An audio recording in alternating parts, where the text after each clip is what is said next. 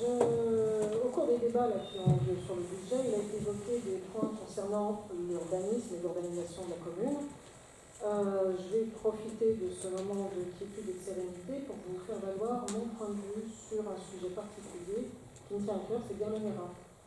Alors, pour rappeler pour le public qui n'était pas forcément au courant de l'historique de l'ONERA, il y avait une époque où le PLU comportait ce qu'on appelait un coefficient d'occupation des sols, une possibilité, avant la délibération de 2011, de construire avec un COS de 1. C'est-à-dire, en gros, quand on avait 1000 m² de terrain, on pouvait faire 1000 m² de logement, de construction. Une délibération de 2011 a permis de changer ce COS et de donner un peu plus de constructibilité en logement. On a passé le COS à un 6, ce qui a donné une possibilité, vu la taille de la parcelle, de 48 000 m², puisque la parcelle fait 30 000 m², et d'annoncer 620 logements à l'issue de la délibération. Alors là, il y avait déjà une ambiguïté dans les chiffres, c'est que les 48 000 m² n'étaient pas calculés sur la surface moyenne des logements à Châtillon à l'époque.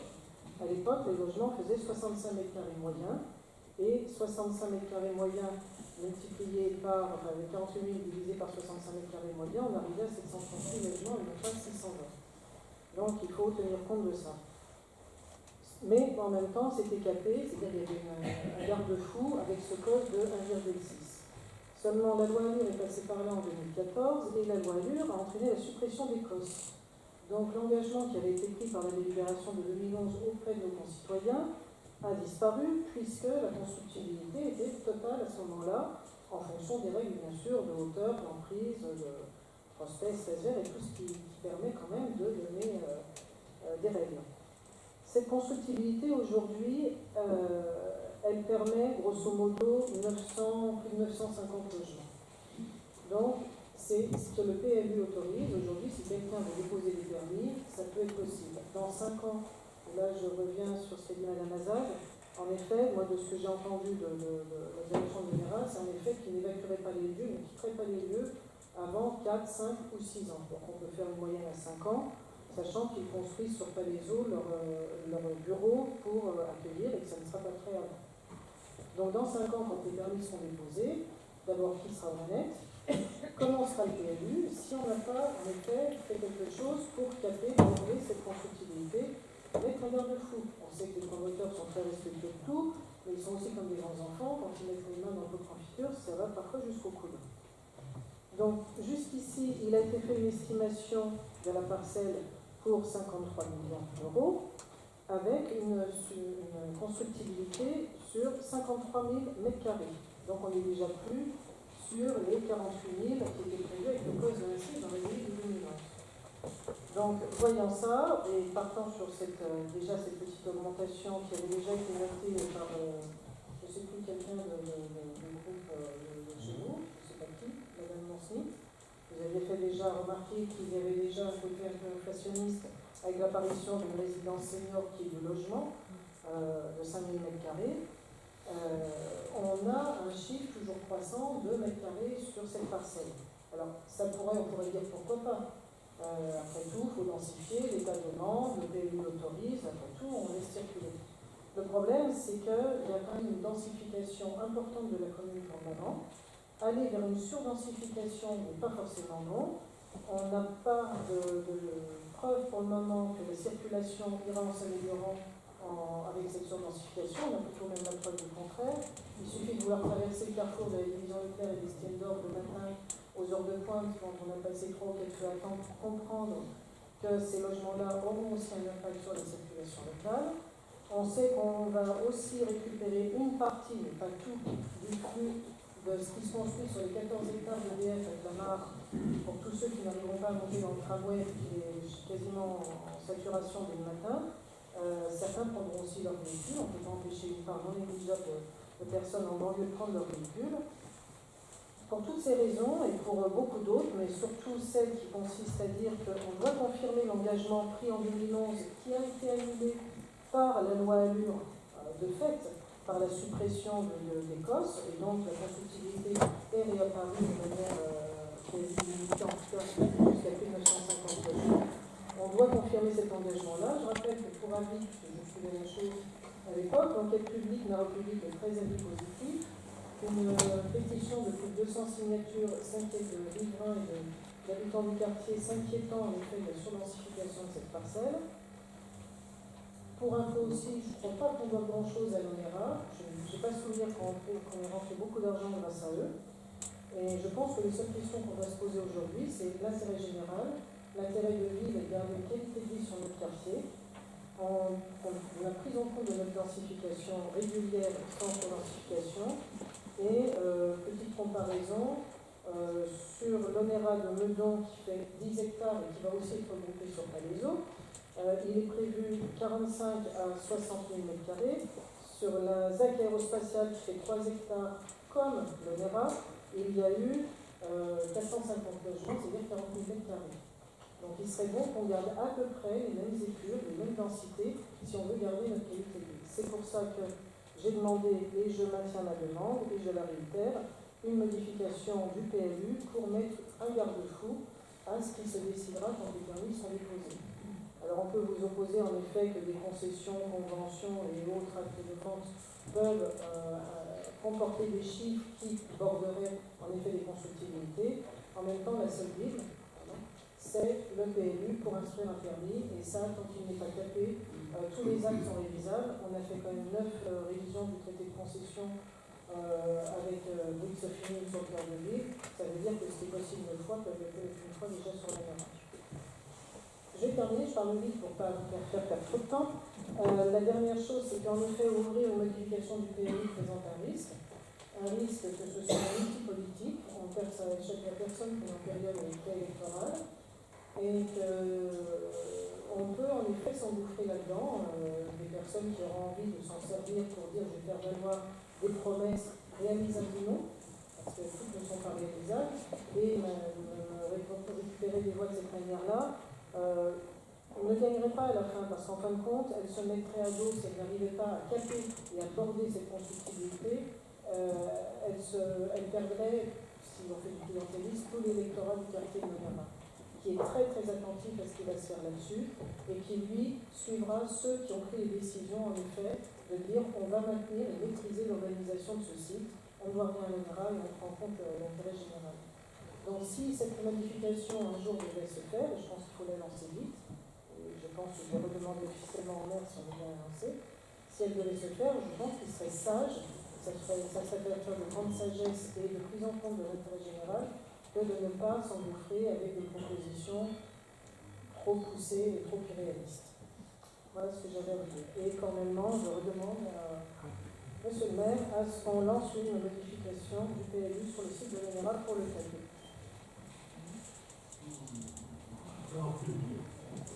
Bien, j'ai entendu.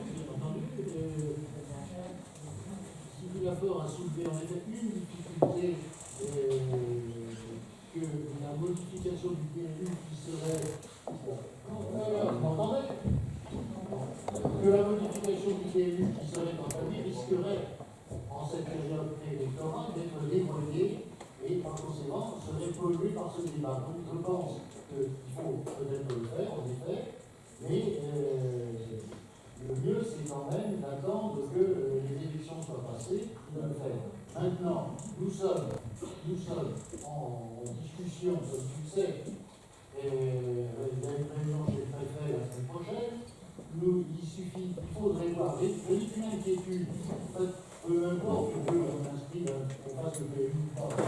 Je n'ai qu'un seul souci, c'est que d'autres personnes que la commune ne prennent l'initiative sur ce terrain et ne viennent définir d'autres intérêts que ceux de la commune. Voilà, il faut bien comprendre, mais je pense qu'il faut que la commune garde la main. Et donc, moi ce que je propose, c'est que nous avons un certain nombre de réunions prévues de travail, encore une fois, à rien n'est fixé. Donc, si on vous raconte des trucs en disant quelque chose est fixé, on va les mètres carrés, les machins, etc. Non, ce n'est pas vrai. Rien n'est fixé, tout est en discussion.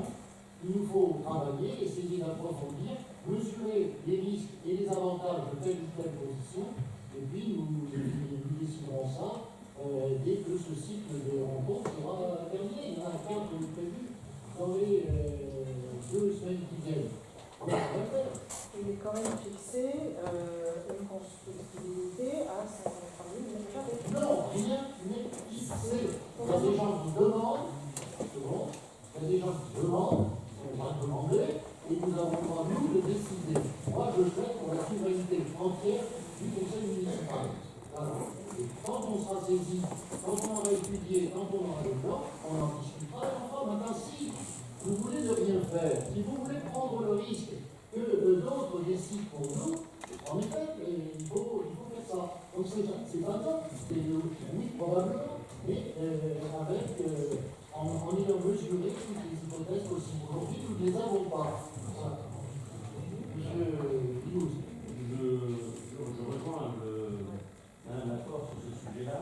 Je ne comprends pas qu'à partir de l'instant où l'on fixe un PLU, que l'on borde très bien notre PLU, je ne comprends pas comment quelqu'un d'autre puisse venir et nous imposer ses constructibilités. Si nous imposons un PLU qui fait loi dans le bailli dans une commune, comment se fait-il que des éléments extérieurs, expliquez-moi comment des éléments extérieurs peuvent venir et construire ce qu'ils veulent. Le propriétaire, c'est très simple. Le propriétaire des terrains, c'est l'État. Si l'État décide de faire un projet à son échelle, il le fera.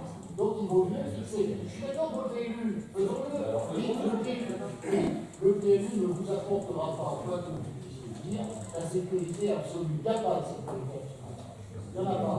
Donc on peut essayer de la faire le plus possible. Moi je vous propose de travailler sur des propositions, sur peut-être plusieurs propositions alternatives, et puis on verra ce qu'on fera. C'est pas plus compliqué. C'est pas la peine de monter des machins et raconter des histoires. Monsieur. Il y a un premier problème. C'est maintenant, à partir de janvier, donc on connaît qu'à partir de janvier, moi je croyais que c'était déjà le cas, mais c'est donc le territoire qui aura le dernier mot pour le PLU. Non, pas encore. En janvier, je crois que c'était en janvier 2019. Donc, si vous voulez que la commune reste réellement même avec certitude, vous pouvez toujours dire oui, le territoire dira ce que la commune a dit. Oui, enfin, là c'est la lecture. Donc il faudrait décider avant janvier. Mais il faudrait forcément associer la population de Savignon, en particulier les quartiers concernés, mais aussi prendre en compte la demande de logement social. Et il y a un nombre quand même assez incroyable de gens dans l'île de France qui demandent un logement social. Donc, c'est votre responsabilité d'engager un débat public. J'ai bien compris, Si vous le refusez, les choses seront claires. Je suis d'accord pour engager ce débat et cette procédure en présence de diverses options que nous choisirons, sur lesquelles nous débattons et on discute sur du vent. On discute sur du vent. Non, on peut pas dire qu'on discute sur du vent, dans la mesure où quand même les chiffres et les études ont été avancés, on a déjà travaillé là-dessus. On sait Ils ne sont pas Le validés. jour où elles sont validées, ça sera les permis de construire, monsieur. Vous allez bien. Mais si, il sera bien trop tard. Je vous ai proposé que nous recensions les propositions ou les analyses, et puis nous en discuterons. Et ensuite on verra. On perd du temps, vous essayez. Oui, on perd du temps. Vous voulez, donc j'ai bien compris, vous voulez ouvrir une discussion du PLU en ne mesurant pas qu'on est dans une période préélectorale qui se fera n'importe quoi au-delà du dossier de l'honneur. D'accord. Et alors, je voulais vous dire, parce que là, c'est pas clair, vous parlez, moi je suis bête, et je ne comprends pas les élites. Oui. Monsieur le maire, Ah, merci beaucoup.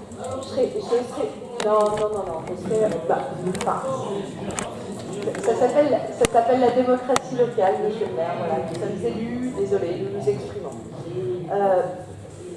Ouais, j'ai un peu du mal effectivement à comprendre, monsieur le maire, vos propos, mais simplement, je crois qu'il faut quand même qu'on puisse prendre acte publiquement d'une chose ce soir, c'est que nous sommes 20 élus, dont votre adjointe à l'urbanisme, à vous demander, monsieur le maire, de limiter par le biais du PLU la constructibilité de cette zone. Alors moi j'entends les préoccupations post-électorales, ce type de choses-là, etc. Ou alors ce que vous nous dites qui préélectoral, ou alors ce que vous nous dites qui consisterait à dire de toute façon ça n'apporterait pas aucune garantie, mais là en l'état nous n'avons aucun moyen en fait de limiter la constructibilité sur cette zone Et vous le savez, monsieur le maire, si nous allons jusqu'au maximum de ce qui est possible dans cette zone-là, le quartier va arriver complètement à saturation. On peut aller jusqu'à 950 logements. Comment est-ce qu'on va accueillir? Il faut faire le calcul de manière rapide. Ça fait environ 2200 personnes. Je ne fais pas le calcul non plus pour les véhicules, mais ce n'est absolument pas possible. Vous avez la possibilité, et vous avez, monsieur le maire, 20 élus qui sont en train de vous le demander, de limiter, en fait. Quel est moi, j'ai vraiment du mal à comprendre ce qu'on risque. Et par ailleurs, mais monsieur le maire, effectivement, donnez la parole à votre population. Une fois dans ce mandat, concertez la population de ce quartier pour leur demander, effectivement, parce que vous nous dites, on va travailler, on va choisir. Mais monsieur le maire, qui vous, avec le crayon à la main, comme vous avez l'habitude de le dire? Je viens de dire devant le conseil. Et qui? Devant le conseil. C'est vous qui allez en discuter, mais avec des propositions précises. Et on choisira. Et si on dit non, on dira non. Où est le problème? Excusez-moi, il y a un dernier point. Effectivement, on parle que le RA va s'en aller dans 5 ans. Très bien. Il faut qu'elle s'en aille, il faut qu'elle ait une garantie de pouvoir financer les travaux où elle va aller. D'accord. Donc, cette garantie, elle va s'obtenir, elle va être obtenue par un prix de vente des terrains qui va sûrement être figé assez rapidement. Il est figé. 53 millions, donc 53 millions, ça veut dire que derrière, pour amortir 53 millions, il faut une certaine constructibilité, sûrement. Mais donc, ok, moi j'ai un point sur lequel je suis intervenu une ou deux fois, et je crois que Sylvie était aussi intervenue sur ce point, c'est-à-dire que quand on file le prix de terrain, quand on file en dehors de ce que vous allez proposer, etc., quand on file un terrain, on file aussi quand même une partie du principe juridique qui va pouvoir permettre de gérer ce qui va se faire sur ce terrain. Ça, c'est un acte qui va sûrement figer un certain nombre de choses. La chose sur laquelle je suis intervenu plusieurs fois, sur laquelle je n'ai pas eu de réponse, c'est les 13,5 millions d'équipements. Vous avez passé au dernier conseil, il y a 15,5 millions. Vous avez demandé encore plus, j'ai obtenu 15,5 millions. Moi, j'aimerais bien savoir, parce qu'on n'a pas eu de réponse là-dessus, c'est comment on peut obtenir 15,5 millions d'équipements avec le projet actuel que vous présentez. Voilà. Qui va se mettre dans un cadre juridique, je ne vois pas comment. Alors peut-être que je ne suis pas du tout, je n'ai pas toutes les compétences, je ne connais pas tout en juridique, etc.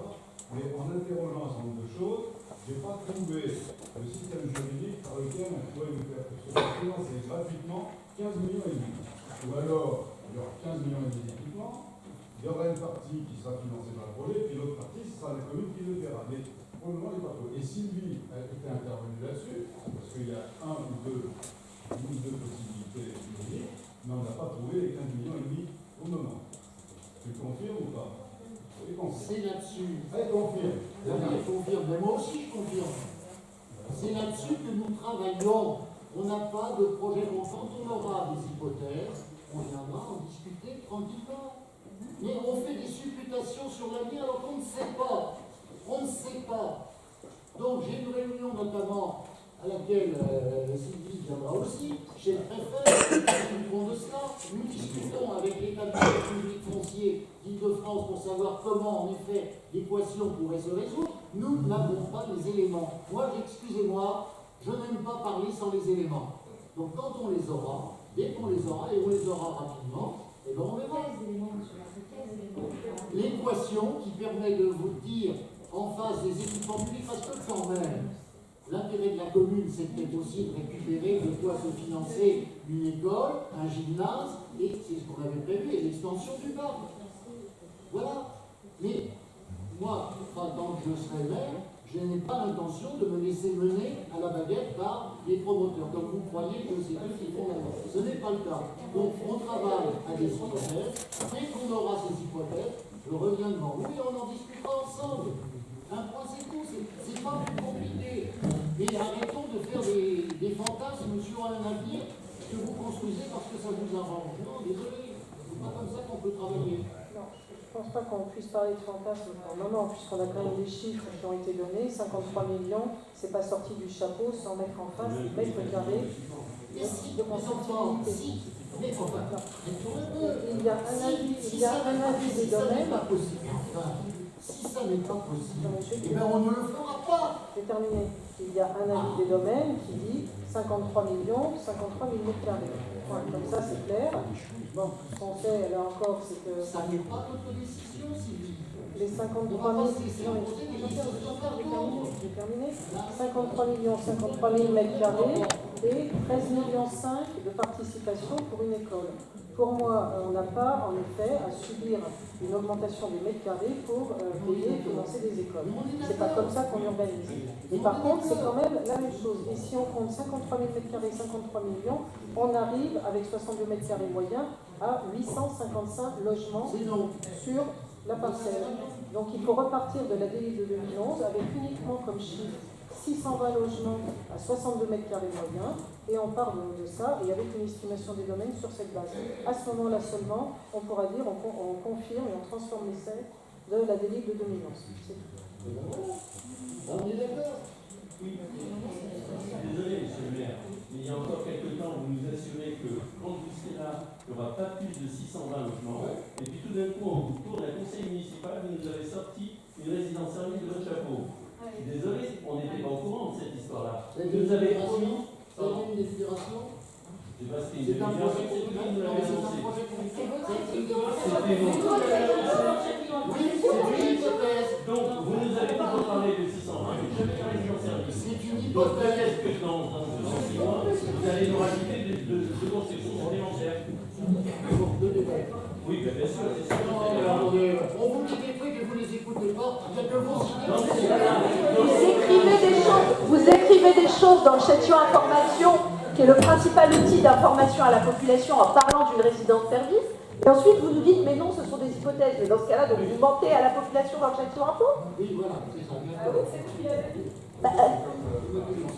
Il y a un moment donné où on a besoin aussi, monsieur le maire, de pouvoir avoir des éléments qui sont objectivés. Ce ne sont pas des fantasmes, ce sont des chiffres et des éléments que vous nous donnez. On ne les a pas inventés. D'accord. Ça va, ça? Vous comprenez? D'accord. Quand on reviendra avec le projet et les hypothèses. Et si ça ne marche pas, on ne le fera pas. Enfin, d'accord.